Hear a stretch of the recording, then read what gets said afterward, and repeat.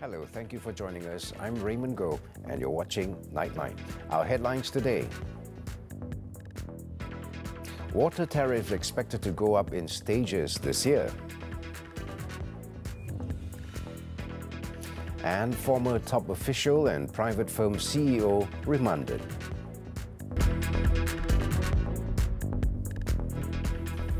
Good morning. Water tariff rates may be increased in stages this year. Water, Land and Natural Resources Minister Dr. Xavier Jayakumar said the move is in line with the government's efforts to restructure the water supply service industry in the country. He also said his ministry is currently working with the National Water Services Commission SPAN and discussing with state governments to get the agreement of all parties before the increase is implemented. Saya boleh katakan kenaikan tarif ini tidak akan bebankan rakyat.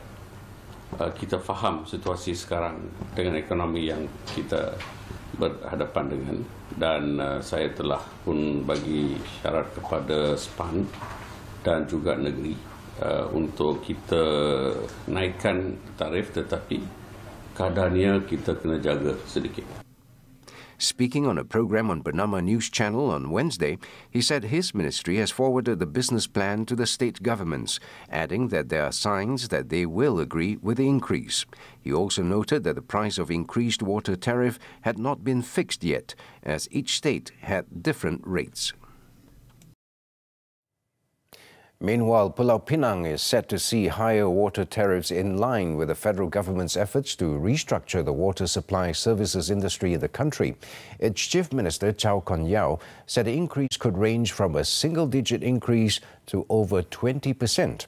He also stressed that the state's water tariff rates would still be the lowest in the country, even with the expected increase. Naik mesti naik, tapi kita minat tahu naik berapa lah. It could be more than 20 lah. Could be more, I think. So better wait for the official announcement lah. Speaking at a media conference at his office on Wednesday, he also said the national review would result in higher tariffs to deter waste and would make the current conservation charge unnecessary. Chow also advised consumers to conserve water due to the state's limited resources. He added that the state administration is also still in discussion with Water, Land and Natural Resources Ministry on the proposed increase in water tariff rates. Pulau Pinang's current water tariff rate is 32 cents per 1,000 litres for the first 35,000 litres for domestic consumers, and consumers are imposed with a 48-cent surcharge for each 1,000 litres if the consumption exceeds 35,000 litres a month.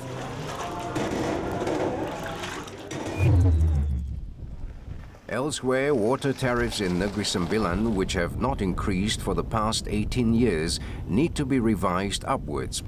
Its Menteri Besar Aminuddin Harun said this is to ensure Syarikat Air Negeri Sembilan (SANS) can continue to provide quality treated water and pay its debts. Tarif domestik tidak pernah dikaji sejak 18 tahun yang lalu. Jadi tak pernah naik untuk domestik. Kita hanya pernah naik untuk tarif industri dan tarif perladangan 3 tahun lepas dan 5 tahun lepas. Jadi itu saja yang kita naikkan. Tapi untuk domestik setelah 18 tahun tidak ada kenaikan. Aminuddin said a marginal increase was also necessary to allow SANS to finance the construction of another water treatment plant in Jelebu, expected to start in 2020. This was also necessary to allow the authorities to better manage the water industry, including the maintenance of its facilities. He added, in principle, Negeri Sembilan is agreeable to a small increase, as the state government want consumers to continue getting quality treated water. On the other hand, Perak Menteri Besar Datuk Sri Ahmad Faizal Azumu said on Wednesday that the state government will take into account all aspects before the increase in water tariff is implemented, noting that the increase is inevitable. He, however, sought to reassure Perakians that the hike would be minimal, as the state would not want to burden consumers. Balance supaya our industry is still attractive for investors to come in. Domestic users tak terbeban dengan kenaikan. Sekolah, masjid perlu dikategorikan dengan betul. He said this to the media before chairing a weekly State Executive Councillors meeting at a State Secretariat building in Ipoh, Perak. Meanwhile, Johor's Investment and Utilities Committee Chairman Jimmy Phua Wee Si said that the state will not be involved in the federal government's nationwide plan to increase water tariff. He said this is because Johor had already increased its water tariff in 2015. According to Phua, the water tariff in Johor is not lower than those imposed in other states. Hence, there is no need to increase the tariff at this stage.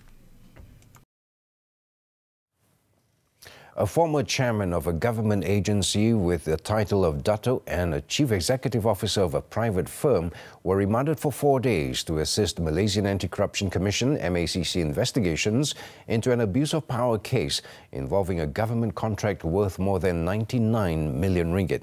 The remand order was issued by Magistrate Erza Zulaika Rohanuddin at the Magistrates Court in Putrajaya on Wednesday. The graft busters arrested the 64-year-old former chairman of the government agency at about 5:50 p.m. and the CEO, who is a 32-year-old woman, at 5:20 p.m. at the MACC headquarters in Putrajaya after they presented themselves to have their statements recorded. The former agency chairman was believed to have abused his power when he had directly appointed a company to manage the digital advertising campaign for China from 2018 to 2020 and used government's allocation of more than 99 million ringgit. The case is being investigated under the MACC Act for using one's position for gratification. If found guilty, the Act provides for a jail term of up to 20 years and a fine of not less than 5 times the gratification or 10,000 ringgit, whichever is higher. Former Prime Minister Datuk Seri Muhammad Najib Tun Razak has filed 2 applications to recuse former Federal Court Judge Datuk Seri Gopal Sri Ram from leading the prosecution team in his case. The former Prime Minister is facing charges for corruption and money laundering involving the One Malaysia Development Berhad 1MDB funds. One of the applications was filed at the Appellate and Special Powers Division of the High Court, seeking a judicial review on Datuk Sri Sri Ram's appointment, and the other at the Criminal High Court, seeking to quash Datuk Sri Sri Ram's appointment as Senior Deputy Public Prosecutor. The application for the judicial review would be heard at the Appellate and Special Powers Division of the Kuala Lumpur High Court before Judge Datuk Azizah Nawawi on Thursday. High Court Judge Colin Lawrence Sekera set January 31st for further case management and February 8th to hear the defence application to recuse Sri Ram from heading the prosecution team. Meanwhile, the hearing of the prosecution's application to transfer the case involving Datin Sri Rosmah Mansor to the Kuala Lumpur High Court has been postponed to another date. The former Prime Minister's wife is facing 2 counts of bribery in connection with the implementation of the solar hybrid system project for rural schools in Sarawak. Judge Colin Lawrence Sekera postponed the hearing after being informed by the defence that they had only received the documents on the application from the prosecution on Wednesday morning. The lawyer representing Datin Sri Rosmah, Dato' Akberdin Abdul Kadir, said the defence needed a new date to study the application by the prosecution to transfer the case to the High Court. He requested for a month to study the documents and reply to the application.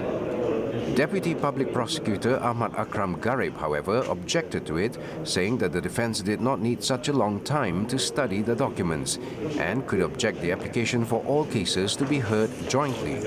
Judge Colin then set January 24th for mention to obtain feedback from the defence on whether they would object the application. In another development, former intelligence chief Dato' Hassana Abdul Hamid's 50 million ringgit criminal breach of trust (CBT) case will remain at the Sessions Court. This follows the prosecution's move to withdraw the transfer bid to the High Court.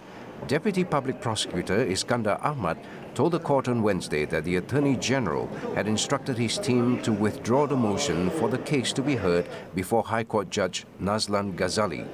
He added that he had received an objection to the transfer from Dato' Hassana's legal team on Tuesday evening, led by Dato' Shahruddin Ali. Dato' Shahruddin told the media that his team preferred that Dato' Hassana's case remain at the Sessions Court as it does not involve complex questions. The case will be mentioned again at the Sessions Court on February 21st. The meeting between the Sultan of Johor, Sultan Ibrahim Sultan Iskandar, and Prime Minister Tun Dr. Mahathir Mohamad, slated to take place on Thursday, was prompted by an invitation from the ruler. The Prime Minister's Press Secretary, ND Shazli Akbar, said the invitation for the private audience with the ruler was extended to the Prime Minister about 2 weeks ago. ND said that since then both sides had been unable to commit to the date for the meeting until recently, when it was decided that Tun Dr. Mahathir's audience with the ruler could be granted on Thursday. He said the meeting, scheduled to start at 3 p.m, will be a private four-eyed meeting between both Sultan Ibrahim and Tun Dr. Mahathir. ND also denied speculation that the meeting was related to the upcoming election for a new Yang di-Pertuan Agong by the Conference of Rulers on January 24th. Both the ruler and Tun Dr. Mahathir are meeting for the first time since the latter became Prime Minister following the change in government in the May 9th general election last year. The Health Ministry will not backtrack on its decision to ban smoking at eateries. Its Minister, Dato' Sri Dr. Zulkifli Ahmad, said this following appeals from some quarters to rescind the ruling. He stressed that his ministry is ready to face whatever criticism. He also said that the ministry will also have a judicial review, as he had engaged with the Attorney General and other legal minds to help the ministry. Asked whether the ministry would allow restaurants to have designated smoking areas, Dato' Sri Dr. Zulkifli said they would be allowed to do so. Up to Tuesday, some 30,548 premises had been visited by enforcement officers and 13,724 warnings had been issued.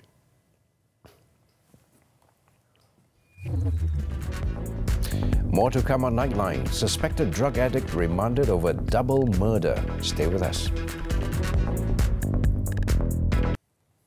Welcome back. The Human Resources Development Fund, HRDF, has reported to the police on how its former management acquired real estate in Bangsar South, Kuala Lumpur, without prior approval from the fund's board of directors. The HRDF is a fund under the Human Resources Ministry which assists employers to run training and development programs. An English daily, in its exclusive report on Wednesday, detailed how the government fund had in 2015 purchased 6 floors of a landmark skyscraper in the upmarket neighbourhood for 154 million ringgit, inclusive of the Goods and Services Tax (GST). Before a tax invoice could be issued, 40 million ringgit was allegedly paid in 8 tranches. This was despite the HRDF board not having approved the purchase. The board had green-lighted instead the purchase of a different property, also in Bangsar South, for 141 million ringgit before GST. According to the report, the case has since been transferred to the MACC for investigation. HRDF acquired the floors in the skyscraper in 2017. Gerakan is prepared to refund all One Malaysia Development Berhad 1MDB monies if the government can show proof the party received funding from the state investment arm. Party President Datuk Dominic Lau said this following Finance Minister Lim Guan Eng's call to MCA to return funds channeled to it from 1MDB. I do not know whether the Gerakan have taken this money or not. As I say, if 1MDB have proven to us that we have taken the money, Gerakan willing to refund 100%. Dato' Lau was speaking at a media conference held at the party's headquarters in Kuala Lumpur on Wednesday. He further said that the present government has not asked the party to disclose its accounts. Several parties under the Barisan Nasional BN were alleged to have received 470 million ringgit from then Prime Minister Datuk Seri Muhammad Najib Razak's personal account for the purpose of campaigning for the 13th general election in 2013, as reported by a news portal. It was also alleged that Kedah Gerakan and the BN Service Centre in Taiping received 200,000 ringgit and 100,000 ringgit respectively. In Kedah, police have obtained a week-long remand against a 49-year-old suspect to assist in investigation into the double murder in Yan late on Tuesday night. In the incident, 2 children were killed and a man was seriously injured after being stabbed by a suspected drug addict in Kampung Kuala Sungai Yan. The suspect was produced at the Gurun Magistrates Court on Wednesday for his remand order to be facilitated. He was earlier arrested in the same village at about 1:30 a.m. State CID Chief SAC Mio Faridal Tras Wahid said the suspect is being held until January 16th. Based on initial investigation, he had previous record for a drug-related offence. The victims were 4-year-old Nurul Hanim Idris and her brother, 14-month-old Muhammad Hafiz, while the injured man was 52-year-old Sobri Saad, the children's uncle. The bodies of the children had been sent to Sultanah Bahia Hospital in Alostar for post-mortem. The case is being investigated under Section 302 of the Penal Code. In Sarawak, a 39-year-old nanny who was suspected of abusing a 9-month-old baby boy was remanded for 4 days following a police report lodged by the victim's father. The suspect, who does not have a valid license to operate a child care centre, was also allegedly abusing another 1.5-year-old boy after his mother found blood stains on her son's lips. The cases are being investigated under the Child Act 2001. In Perak, a senior citizen identified as Ui Hock Chuan was killed in an early morning fire at Taman Pinji Mewah, Ipoh, Perak, after 20 years of living alone in his 2-story terrace house. The fire, which broke out at about 3:40 a.m., destroyed 80% of the house, while his remains were found at the living room. The cause of the fire remains under investigation. Over in Pahang, police have remanded a businessman with the Datuk Sri title for 2 days and are currently looking for his accomplice to assist in investigation for allegedly producing gold coins with the image of the Sultan of Pahang, Sultan Ahmad Shah, and the Pahang Regent, Tengku Abdullah Sultan Ahmad Shah, without permission. Following his arrest, police have also seized 2 gold coins, each coin costing about 8,000 ringgit to produce and could be sold at 18,888 ringgit. Meanwhile, a son of a government department head in Pulau Pinang is in remand for 6 days over an allegation of conspiring with his father to obtain a tender worth over 45,000 ringgit. His father, aged 58, has also been remanded for 6 days, allegedly abusing his position by recommending his son's company.